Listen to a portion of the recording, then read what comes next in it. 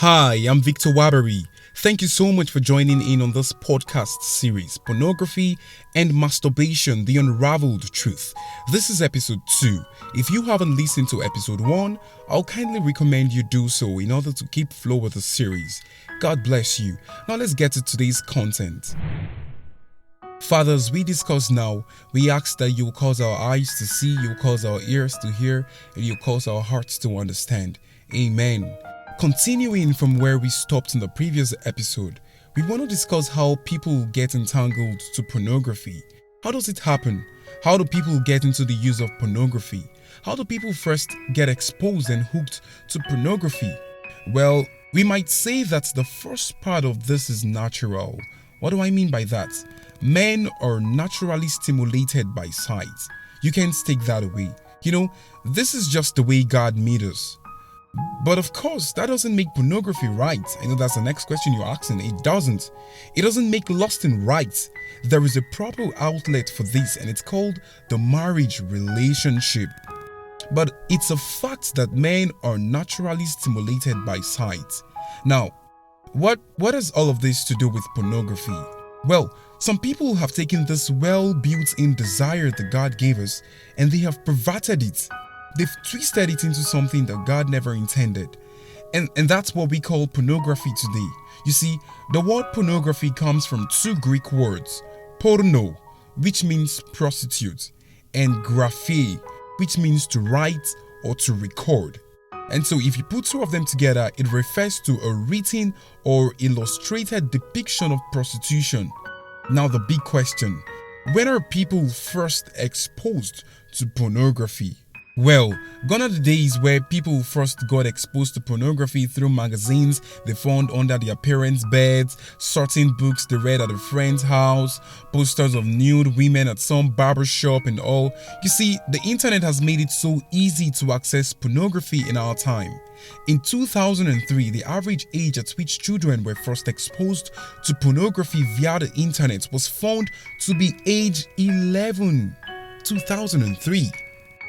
And I strongly believe that it is way younger than that now. It has gone down because this is 2020. If in 2003, the average age at which children were first exposed to pornography via the internet was age 11, then what do you think it's going to be now?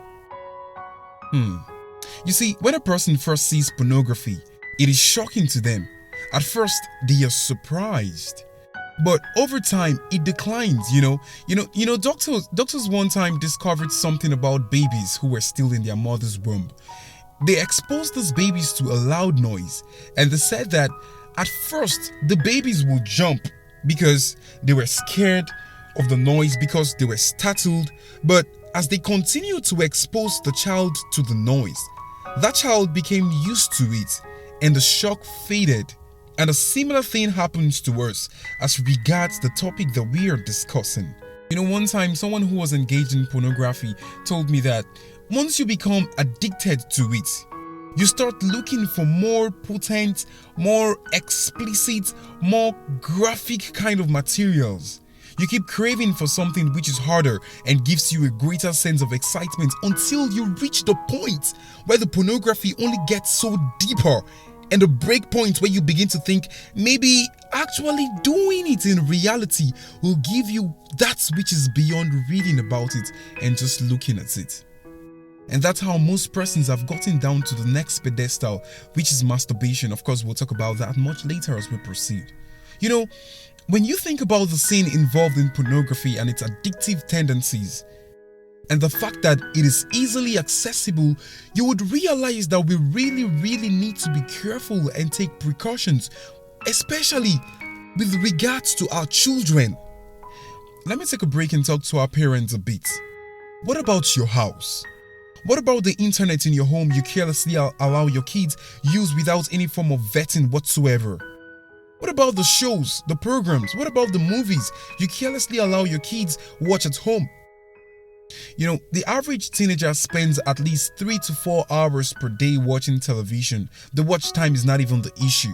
But statistics has it that 83% of programs most frequently watched contain some sexual content. Christian fathers and mothers, Don't let it ever be said that your son or daughter got exposed to this monster called pornography because of your carelessness. You don't want to risk their souls. I pray the Lord will help us to be vigilant. And so in this episode, I trust we've been able to look at how people get exposed to pornography and later how they get hooked onto it, and also the need for our parents and guardians to be very, very watchful. Gracefully vigilant on their children and words. You don't want to gamble away the soul of your children on the table of carelessness. Be gracefully watchful. Alright guys, thank you so much for hanging out on this very episode. In the next episode, I'm going to be talking about the damning effects of internet pornography.